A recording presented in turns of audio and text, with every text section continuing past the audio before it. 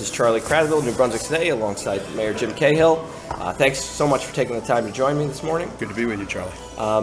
Let's get started. The city's had a relationship with American Water for a little over a year now. It's set to expire at the end of September. What can we expect then? Well, the goal of the city has been, even before we entered into the agreement with American Water, to be able to operate as efficiently and effectively as we possibly can our water utility without the benefit of a outside utility personnel. Exception for consulting engineers, et cetera, which we've used historically over the past number of decades. And so that remains to be our goal. And we are currently, with our new water utility director, evaluating current personnel and looking to see whether or not we have the sufficient number of technical treatment type of personnel that we need in order to do that. We've made some great strides over the course of the next year in the employment of folks, the training of folks. So our goal remains the same, and we're optimistic that we'll be able to accomplish it. But we're going through that analysis now, and we'll be able to make a determination, I would suggest, by the early part of September, if not a little bit sooner. And that's right around the corner. Yeah, and so you were the water director yourself for a while. Acting water director, yes. When you were the water director, did you try to have anyone fired, or did you suspend anyone? You know I did. No, I'm sorry. I did not suspend anyone while I was acting water utility director, nor did I fire anyone. No. Okay, so I misspoke. Okay, so Mr. O'Rourke's the only person in the water utility who's been suspended? No, there's another fellow that has been recently. Okay.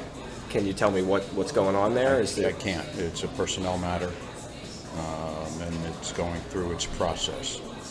Okay. I mean, is this something residents should be concerned about? I mean, obviously what Mr. O'Rourke was suspended for was very serious. No, this is about somebody who, it has nothing to do with the treatment of water. It really just has somebody who was not paying attention to their job, but not in a treatment perspective. And can you tell me what position this person had? I can't, because I don't know off the top of my head exactly what position. It was not a high-level position. Okay, but so someone else has been suspended now, and that was while you were the director, or no. Since you hired the new? I believe it happened under the new director. Okay. And so, I guess what do you hope to get from the new director? Do you think he's the right man for the job? Because we've been through a lot of directors now. I don't know. We've been through a lot of directors. We've been through some directors, and we had some that were the right person for the job. We've had one director who I think is the absolute right person for our chief operating officer, a licensed operator, and I think Mr. Lavenberg brings to the table all of the criteria that we were looking for in a new director. So I'm optimistic that he is going to work out extremely well with us here in the city.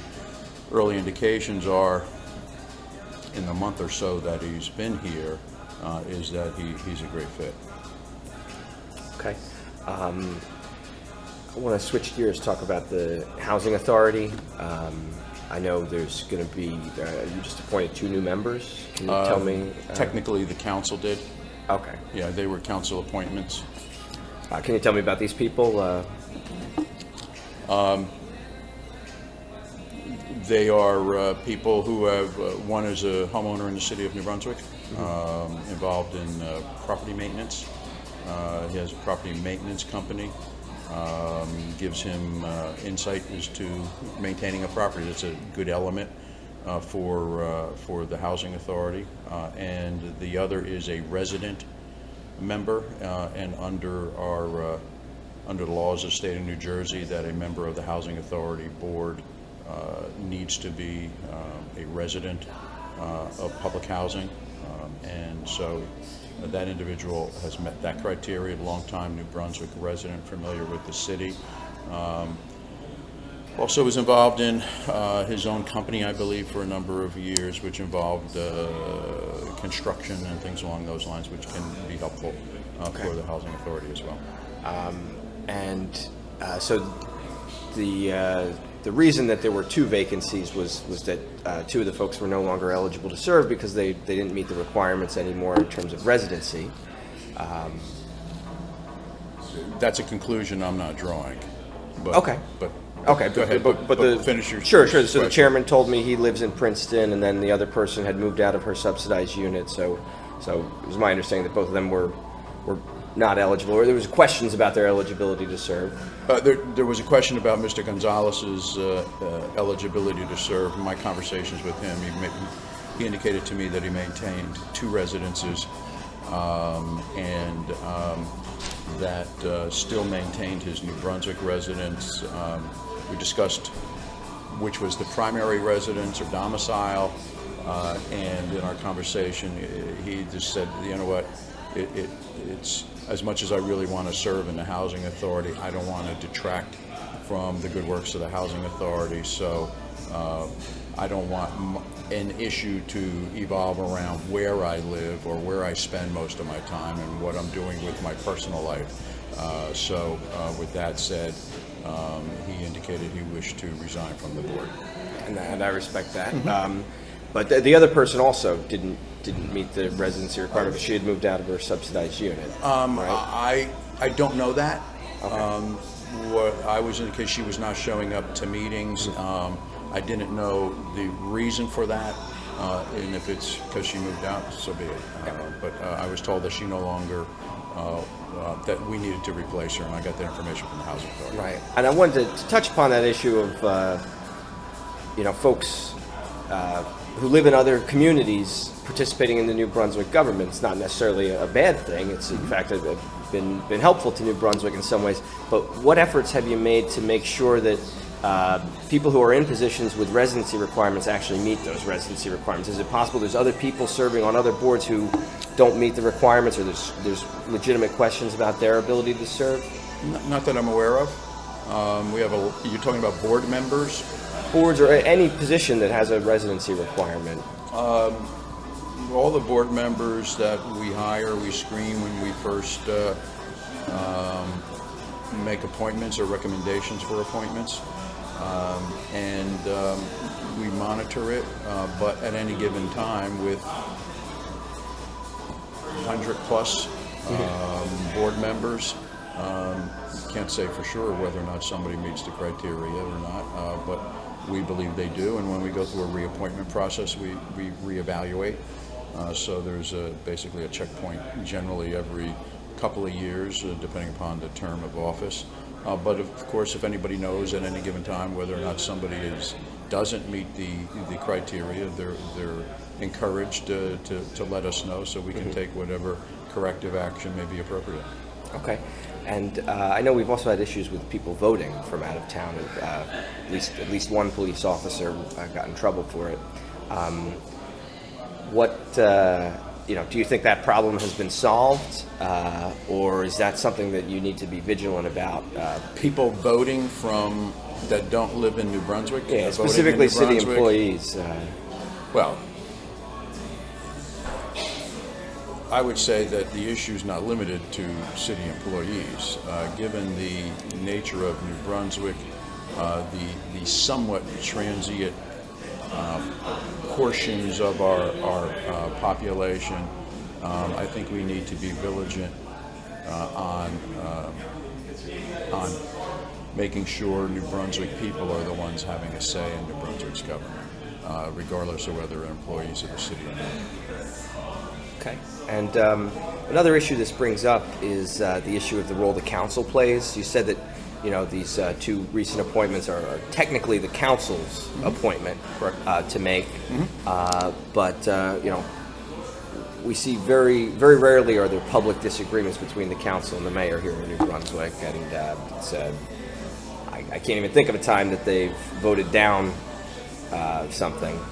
that has been put on their agenda by the administration. So doesn't that defeat the purpose of having a council? Isn't that unhealthy for democracy if the council is more or less just a rubber stamp for you and your administration?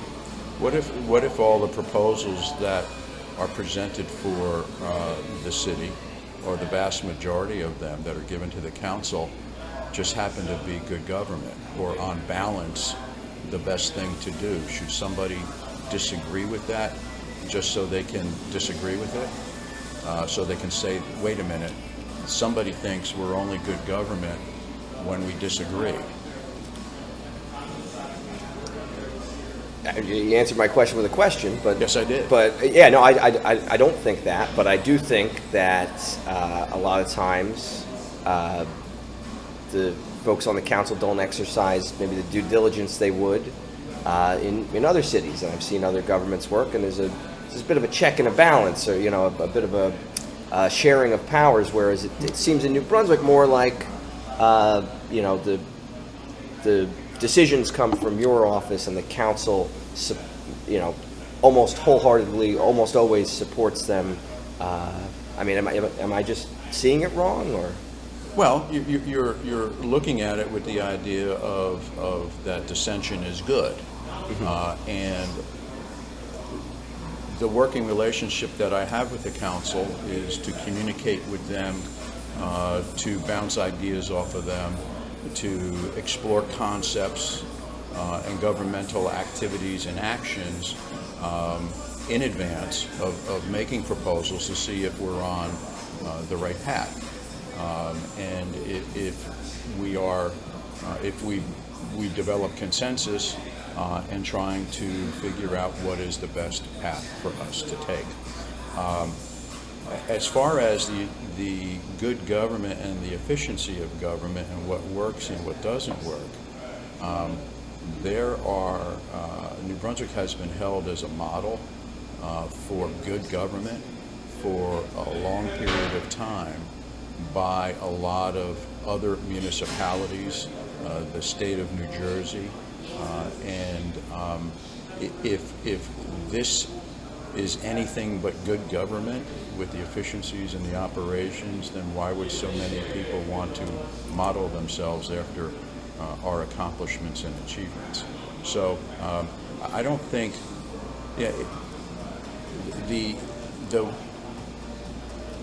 you look at things the way you look at them. It's not for me to tell you how you should observe things, but I think it's the end result that works, the methodology of the government that works, and not necessarily who's yelling and screaming at any given time to try and demonstrate that they have an opinion that's different. I think civil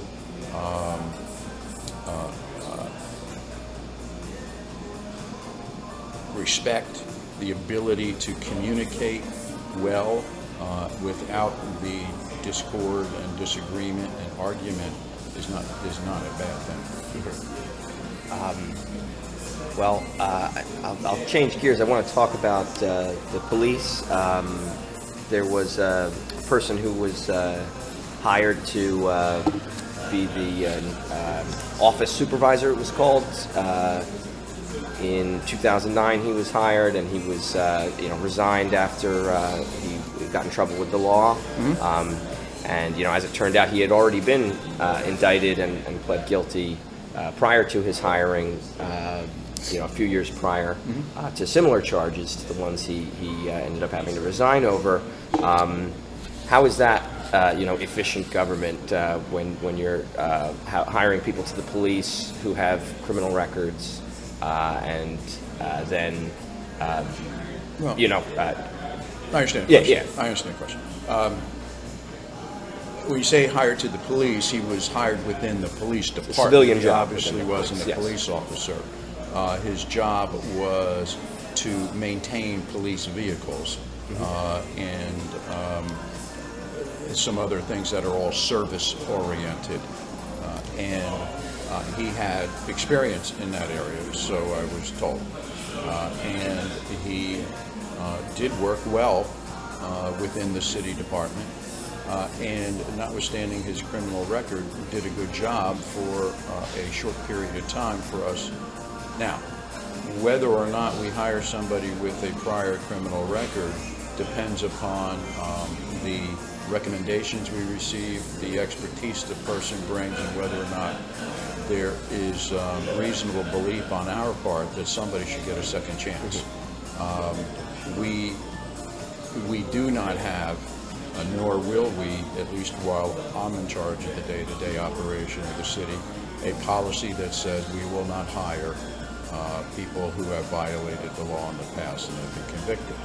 I strongly believe people should have a second chance, but they have to earn it, and then they have to demonstrate that they continue to earn it, and that they deserve it at the end of the day. In this case, it proved to be not a good decision towards the end when he ran into another difficulty with a drug infraction. I don't know the reasons for that. There are people that say it's a disease and all this other stuff, but nevertheless, the second chance was given, and in this situation, 2 strikes, you're out. Now, if you were hiring, you get to hire and fire all the department heads. Do you insist on checking their criminal history first? I mean, not as a disqualifier, but just so you know. Department heads? Yeah, if you're hiring like the new water director, did you check his criminal? Yes. Yes. Did you check the backgrounds of all your other department heads, the criminal backgrounds? Yes. Yeah. I mean, where do you draw the line? Like, I mean, I know that even the crossing guards that are being hired get their criminal records checked, and I could imagine something like an indictable offense might disqualify someone from that. No? Depends upon the particular job. Depends upon the particular circumstance. There's no set line. It depends upon the job they're being hired to. Depends upon what the prior offense was. Right. Depends how long ago it was. It depends what's intervened in the meantime. There's a whole host of elements that go into it, and it also depends a lot of times on who else has applied for the job. And if there are multiple people, who is the best candidate? Right. And a prior criminal conviction is certainly an element to weigh in the evaluation of someone and whether or not they're a better candidate than someone else. Gotcha. On the topic of the police, I listen to the police scanner, if you will, quite a bit, and it's honestly helped me do a much better job of trying to inform the public about public safety, and also just in general helped me stay safe, stay out of areas where there's trouble or traffic or problems, and sometimes go towards areas where there's trouble, traffic or problems. Your police director wants to get rid of the public's ability to listen to the police scanner. How do you justify that? It's something that people have been able to do for decades, really. Mm-hmm. And why don't you think people should be able to find out if they hear something that sounds like a gunshot in their neighborhood? Why shouldn't they be able to turn on the police scanner and find out what's going on? Well, the simple answer is and it's a balancing act. While in certain instances it may be advantageous to an individual to hear police information, someone in your line of work who wants to know what's going on, wants to get information, etc. That has to be weighed versus the criminal element getting the exact same information that you get.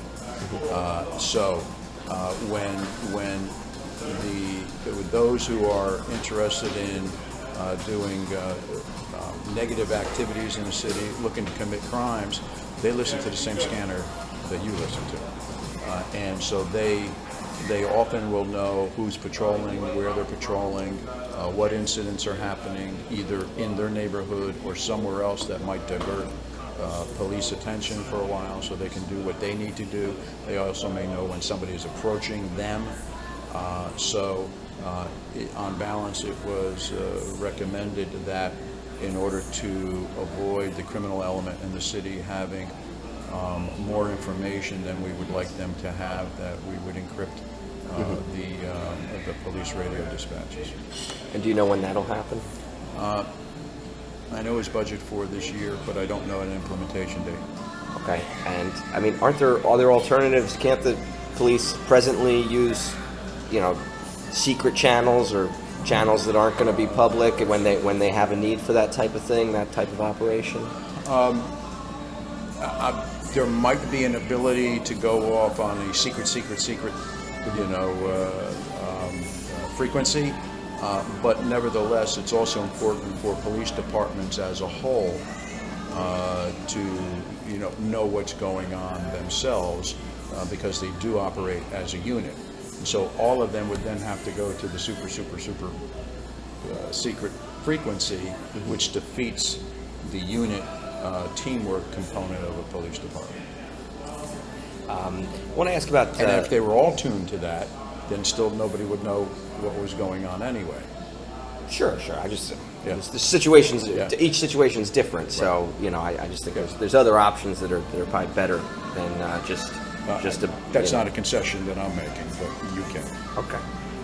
So I wanted to ask about the body-worn cameras. I know the New Brunswick Police support doing that. Can you tell me, is there a timeline of when New Brunswick cops will be wearing cameras? The Attorney General just came out with guidelines, and that's what we've been waiting for. And our PD is evaluating them as to how they would implement for our police department. It is something that we are anxious to get underway. And so now it's a question of fully understanding the new rules and regulations, how we would implement them, and then the acquisition of body cameras and how they get deployed, the numbers of them, and how we roll the process out.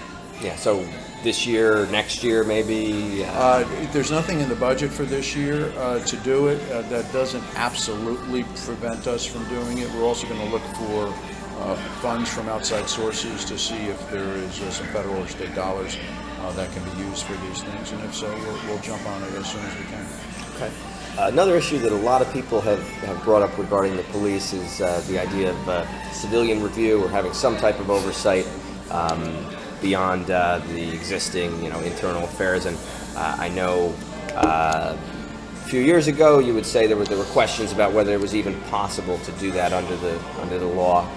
But Newark is doing it. Newark has implemented the state's largest city has implemented a civilian review board that will be able to investigate police conduct.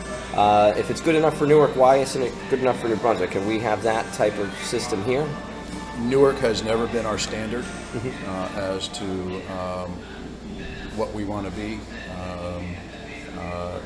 While they do an awful lot of good things, the Civilian Review Board, I still believe, is something that does not comply with Attorney General guidelines and regulations. And with the new procedures, the new personnel that we have in internal affairs, I think that the difficulties that we had a number of years ago have now been resolved. I also think that the police reporting of the types of infractions that have happened, the types of people that are involved in the infractions, have gone a long way towards giving civilians the type of information that they need. Yeah, but you don't see the need for any more. You don't think that not at the moment. You think that the internal affairs process is good enough, even though it's secretive. There's no the public or people like me, journalists, can't find out even the names of the officers that get punished, or what the punishments are.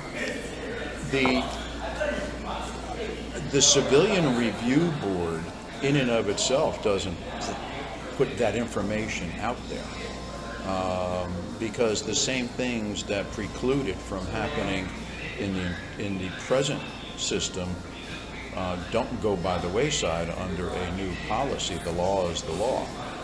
So if there are guidelines that say today that information can't be made public as a protection, not only to the officer but also to the alleged victims, and in some instances, the police officers are the alleged victims. So, could be, the victim themselves, the police officer themselves, and regardless of whether there's basis in fact for it or not. There's protections afforded to both sides. Because there's another review element does not all of a sudden mean that all that information becomes public. Sure, but certainly more would be public than presently. I mean, there's almost nothing. Presumably, depending upon what the Civilian Review Board does, and I'm not exactly sure what the Newark Civilian Review Board does, they can simply be looking at the information that's made available to them from the police department, which we make available to the entire community, and then they opine on that and make recommendations to the PD or to the governing body. There's a difference between that and a civilian review board conducting its own investigation. But you don't think that would even be, you think Newark is not complying with the Attorney General's guidelines? I don't know exactly what Newark is doing. Okay. How about, I mean, we talked about this last time, but the internal review hearing process, it's obviously the folks who went through it weren't happy. The city's being sued. What can be done better to prevent, to improve the outcomes and make it so the city's getting less lawsuits? Well, I'm not going to talk a lot about that because we're in litigation on it, but suffice it to say that for all of the folks who may have been impacted in the internal affairs issues going back some 5+ years, that could have taken advantage of that process, only 2 people did. And I don't know that there's anything we could have done with those 2 folks that would have appeased them in the end, unless there was a different result than what happened. And I think there's also perhaps a misunderstanding to some degree of the process and the purpose of the process. But they were given an opportunity to take advantage of the process. They took advantage of the process. They were disappointed with it, to say the least, and they have now sued the city, and we'll deal with it accordingly. Yeah, but are there any measures you're taking to attempt to address all these lawsuits? Because they cost money. There's 2 lawsuits involving those. One involving those, but just in terms of the police in general, you also have the victims of police killings, police shootings, false arrests. A lot of people suing the city about police issues. The nature of police work often evolves into lawsuits. People, either because they truly believe that they were mistreated by a police officer or the department in some capacity, or because they somehow believe that filing a lawsuit evens up the score if there's criminal action taken against them, and they think that gives them a leg up. It is not surprising that when a police officer effectuates an arrest, that there's going to be somebody who's not happy about it.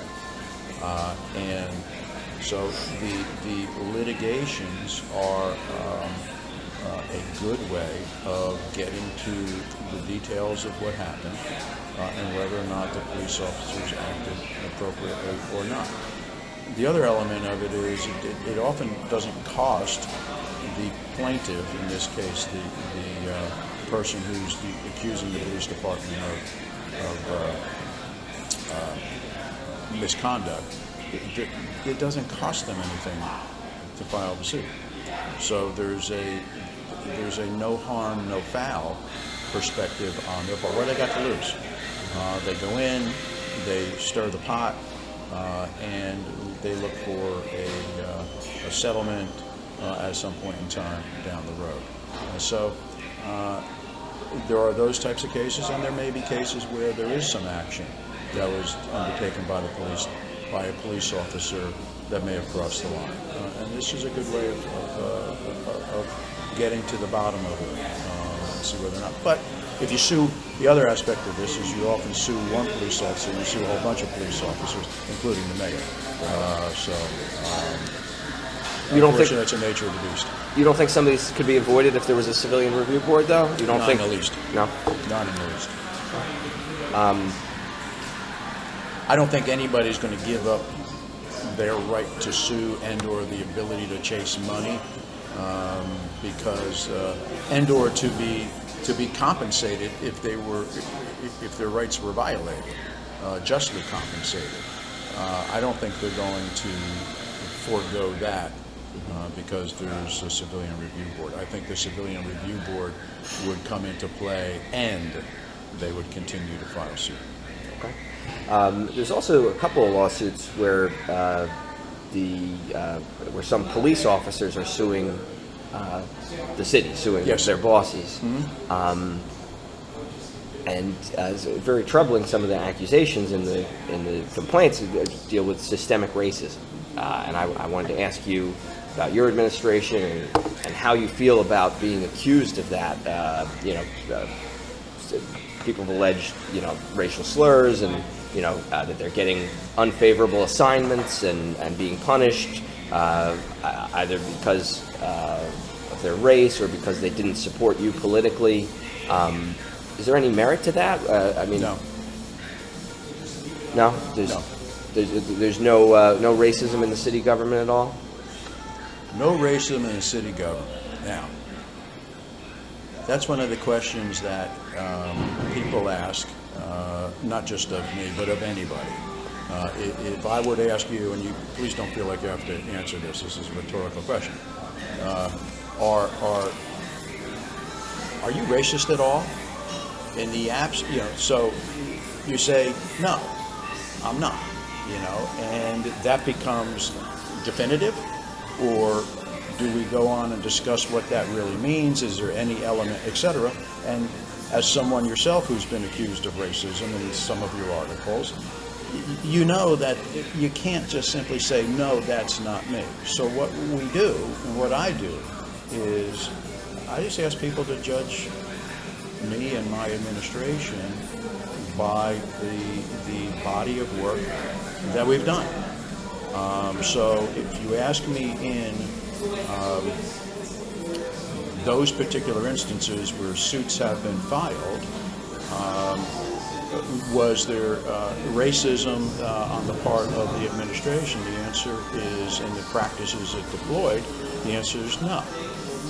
If you ask me, is there anywhere racism in the city of New Brunswick administration? My answer is not that I'm aware of. Mm-hmm. And if there were, we would root it out and eliminate it,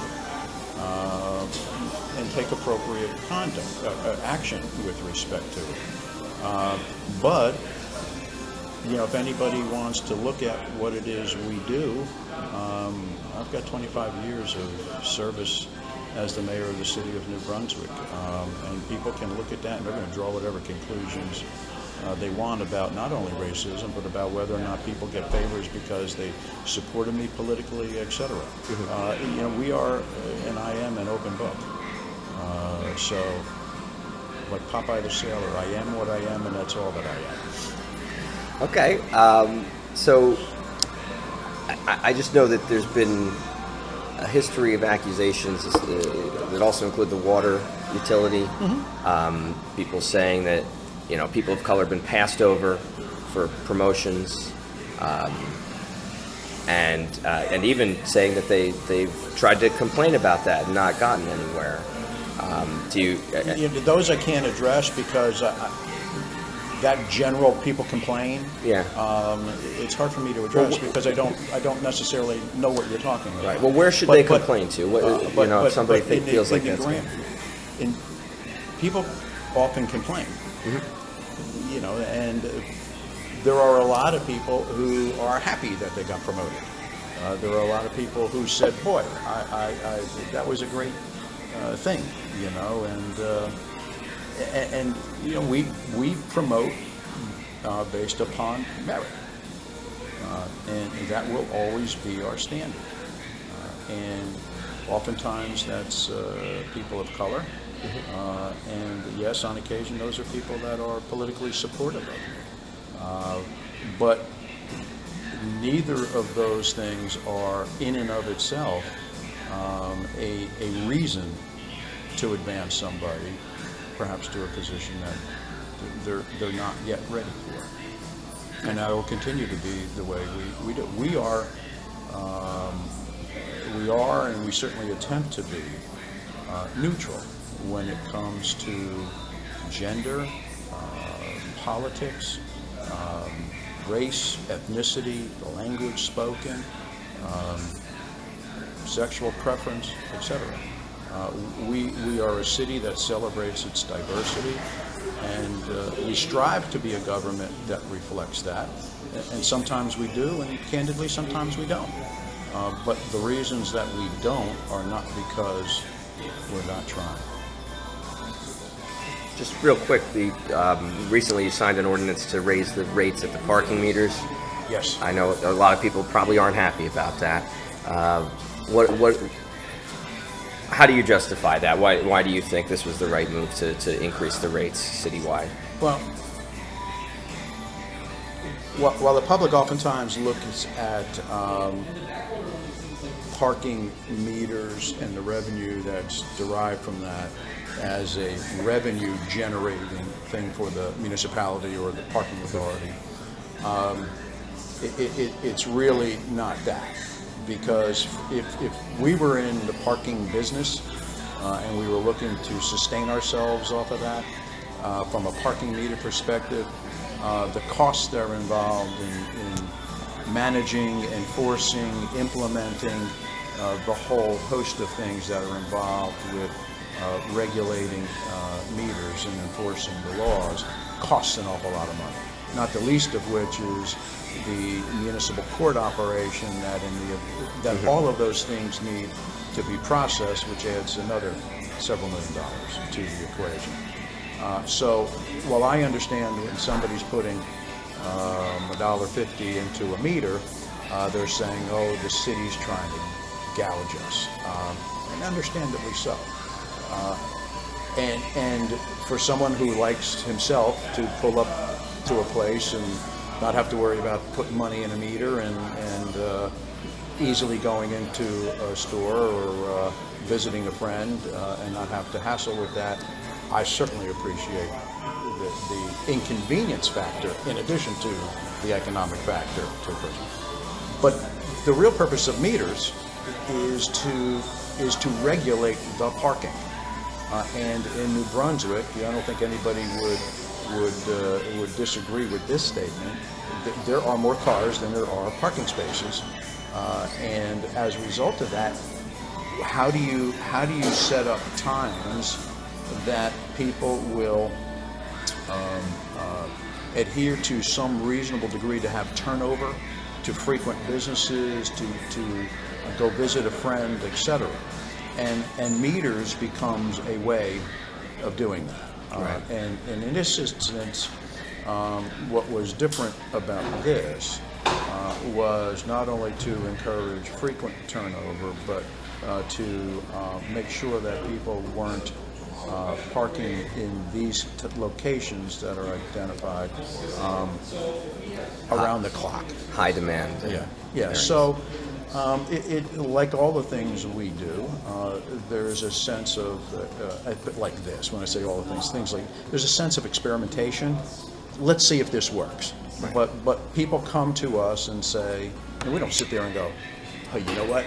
What's the next thing we can spring on the folks in New Brunswick and get a rise out of them? It really is, somebody comes to us and they say, we're really having a problem.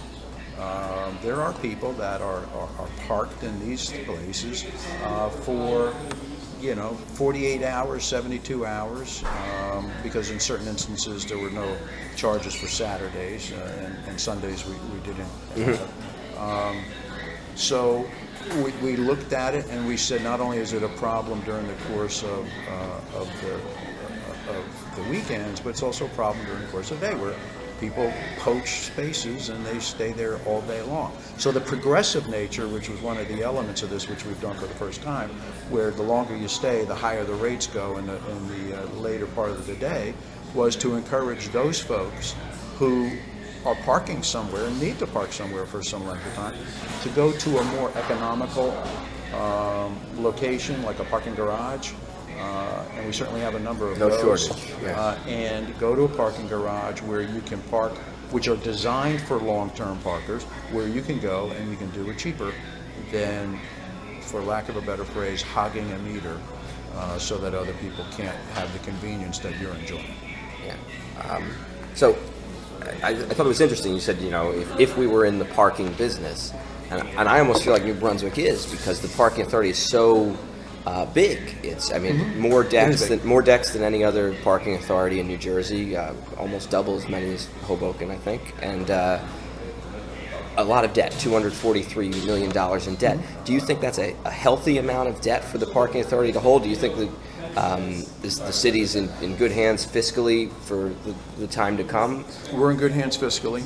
Our reviews continue to remain constant, notwithstanding the economic malaise that has happened in the past 10 years, where we've had the worst recession since the Great Depression in 1929. So the city has maintained and thrived throughout that entire period.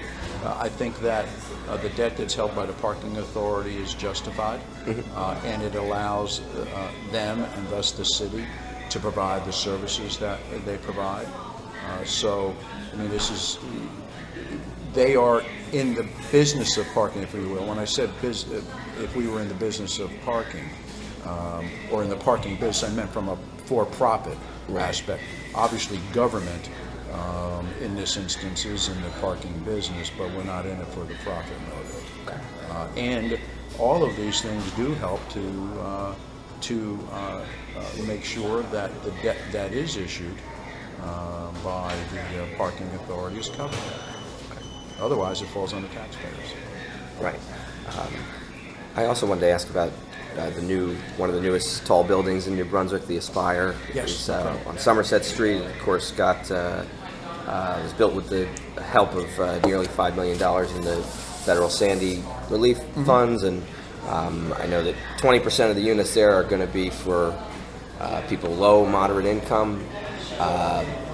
But I learned that there's a pretty expensive rate for people to park there.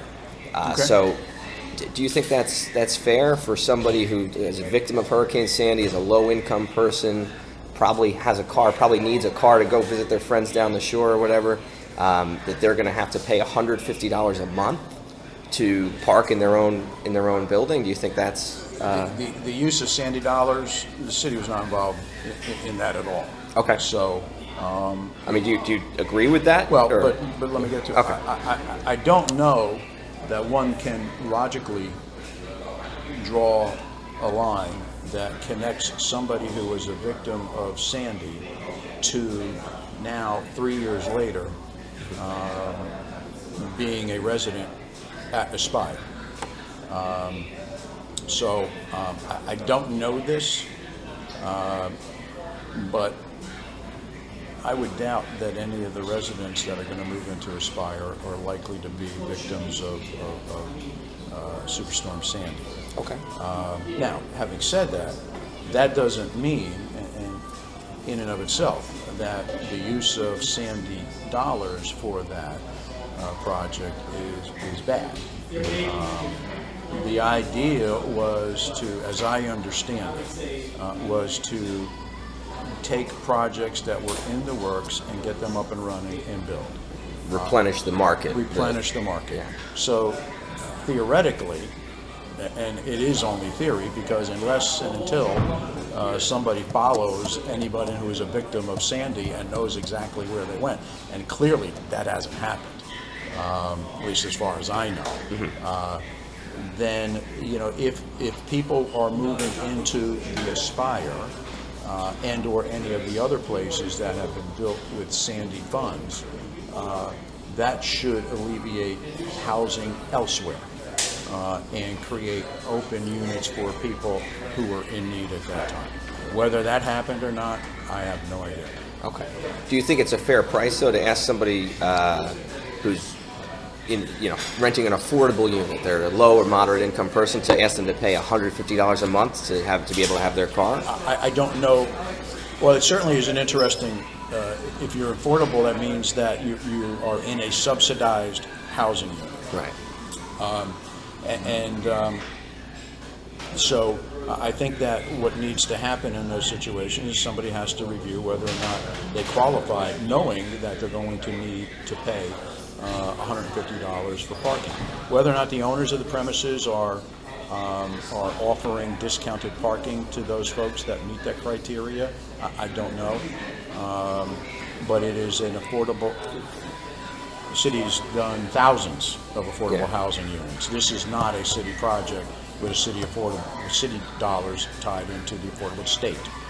So we'll certainly take a look at it and see what happens, but it is not one that we have control over. Well, I mean, didn't they promise to do the affordable units in exchange for a tax abatement, a 30-year tax exemption? Whatever promises they made to the state. So, you may very well be right that in consideration of receiving the money, they were supposed to do a 20% set aside. But that is not a contract that they have with the city, it's a contract they have with the state. Okay. I was pretty sure they made that clear to the planning board and to the city council, and before the Sandy money, they said we're going to do 20% affordable, and that's why we want the tax abatement. That's why you're going to give us the tax abatement perspective. That's an interesting piece. Yeah. Yeah. So do you think that's living up to their, especially with their track record of saying they were going to do affordables at the last high-rise they built and then not being able to do it because the fees were so expensive? Isn't this history repeating itself? Isn't this affordable people being pushed out of the nice buildings in New Brunswick? And I don't. I mean, you have one instance where it happened on Spring where my understanding is they gave back the money that they were using for affordable housing. So there is one building that people have been priced out. Priced out. Yeah. But there are a number of other projects in the city that are what people would consider. I think luxury is a word that's thrown around much too much. But upscale housing that has the 20% set aside in them. And that's something that we look to continue to achieve. Particularly in ones that we have a much greater involvement in as part of a city redevelopment project, a joint venture with DevCo, right.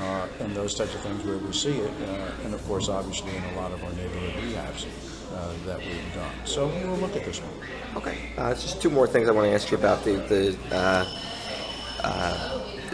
I guess, 6 attorneys who work for New Brunswick who the state comptroller raised questions about their status in the pension system. Basically, there was a law passed in, I think, 2007 intended to keep attorneys out of the pension system if they weren't bona fide employees. Right. If they have firms that they work out on the side or other things. Yep. What's the status of those 6 folks? I mean, isn't that a really important issue if people are getting or getting credits toward a pension that perhaps they don't deserve, and especially in light of the fiscal situation with the pensions? Is that something you're concerned about? We're concerned in making sure that we adhere to what we're required to adhere to, and that's what we've done historically. If you look at the pension regulations, require that one be a bona fide employee. They refer to the IRS regulations as to what constitutes an employee. We've interpreted the IRS regulations, and appropriately so, to include the attorneys that are involved in this particular case. Right. We actually received a definition and requirement of IRS from the IRS on this very subject, after it was raised by the pension system, and confirmed that under IRS regulations, these attorneys constituted employees. So we continue to adhere to what we thought was the standard established by the Pension Bureau. Notwithstanding that, and are providing information to the Pension Bureau, the Pension Bureau said, well, we still want to look at it. And they control the Pension Bureau. So we're waiting for definitive answers from them as to whether or not the folks that we have defined as employees as per Internal Revenue Service rules and regulations and as directed by the Pension Bureau still remain under the entity that's in the decision-making mode, that's the Pension Bureau, whether or not that is what they want to have happen. And they make a ruling on it, we'll act accordingly. But we fully believe that we complied, and we've taken extra measures to ensure that we've complied with the rules and regulations as we read and interpret them, and as interpreted by the IRS. Right. So even under that state law, you feel that a person like Mr. Buca, who has a private law firm where he works, a job coaching for Rutgers and several other board, positions representing land use boards and things like that in other towns, you think that he should still be getting a pension for his work representing boards in New Brunswick? It doesn't matter what I feel. It's the Pension Bureau's decision. Okay. The Pension Bureau's rules and regulations are what guides it. The Pension Bureau refers to the definition of employee using IRS rules and regulations. Under IRS rules and regulations, Mr. Buca is an employee. And that is the way we've interpreted it.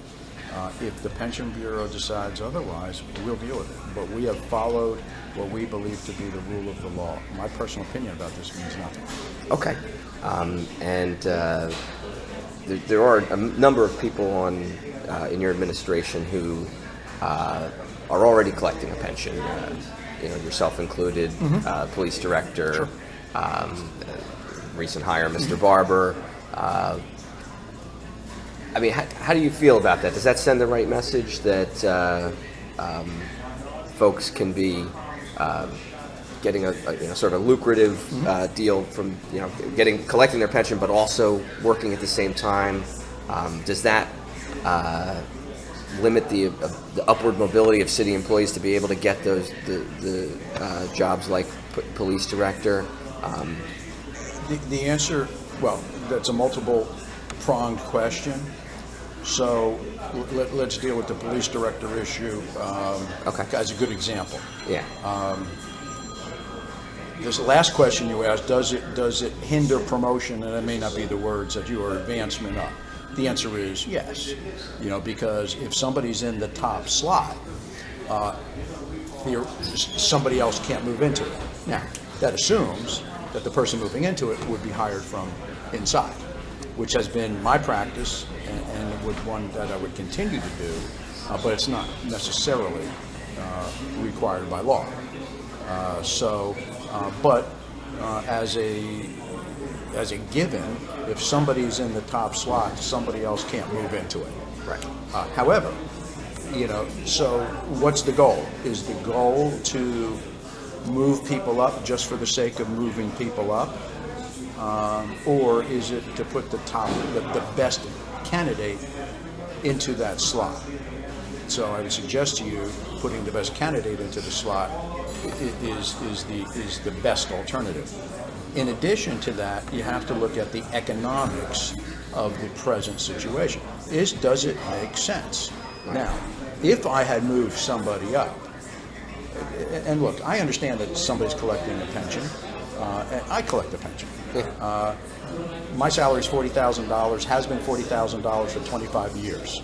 So if somebody's got a problem with my income, I'm not going to reduce my salary after 25 years of trying to learn my job. I'll deal with my situation. But using the police director makes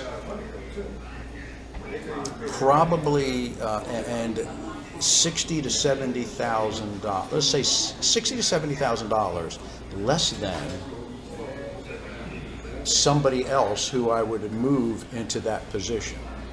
In addition to that, under the collective bargaining agreement that police officers have, that officer still continues to get medical benefits. So I'm not paying for additional medical benefits for the police director.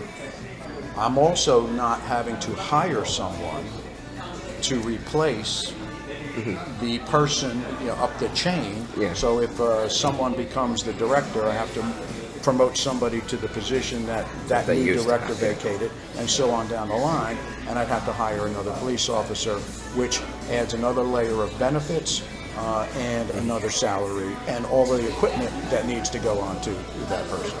So on balance, not only do I have the absolute best candidate, but given the present circumstances, I save well in excess of $100,000 for the taxpayers, which is equivalent to close to 2 points in the tax rate. It makes good government operation sense, and it makes good economic sense. I will do that decision every time where the person is the best candidate, the person is qualified for the job, and I can do it in a way that's cost effective to the taxpayers in New Brunswick. Okay, so hiring somebody to a six-figure job who's already collecting a six-figure pension, it's not a problem. It's not a problem to me in those circumstances. I would draw a parallel. If somebody was running Microsoft and they were making $10 million in a severance pay, and they continue to collect under Microsoft blue chip stocks for the next 20 years, they're making over $1 million a year. If that person was the best qualified person for a job in the city of New Brunswick, should I not hire them because they have outside income that's so high, and that you and I all contribute to, assuming we use Microsoft equipment somewhere? In some way, in the private sector, we all contribute to the cost of the private sector and the money that these folks make. If I chase where somebody got their money from before they gets their money from before I hire them, I'm doing a disservice to the residents of New Brunswick. If I don't hire somebody who's the best, if I don't hire somebody who's going to save us money right now, and I do that only because they're collecting money from someplace else, I am not serving the people that I've been elected to serve. Last thing I wanted to talk about was the new supermarket. I know it's a big accomplishment to get this. Yeah, I've been there almost every day. Yeah. I've been It's contagious. Been enjoying it. Tell me what you think about that addition to New Brunswick and how it compares with the fresh grocer. Why you think this is the right move to bring Key Food into the hub city? Well, you have fresh grocer experience, so I do. You're the supermarket expert. But I am very optimistic. First of all, the store is magnificent. The offerings that are there, I think, are going to meet the demand of our community and the diversity of our community. Certainly, New Brunswick is very different in a lot of things, and our food choices are probably among where we're as different as we could possibly be as well. So I think the distinction, to be direct in answering your question, when we looked at Fresh Grocer, and I was very much a part of that process, and went to the different stores that they had, I was most impressed with them, and I thought that in the stores that they had, that they were very diverse, that they served a broad spectrum of the community, also were located at or near college campuses, and I thought that they got it. What at least I failed to take into consideration is that their competition were other stores in inner city Philadelphia, and in New Jersey and maybe New Brunswick, because it's an active city, but not a huge city. It's 5.5 square miles. They were unable to compete with the Jersey suburban markets, and that became readily apparent not long after they came into town.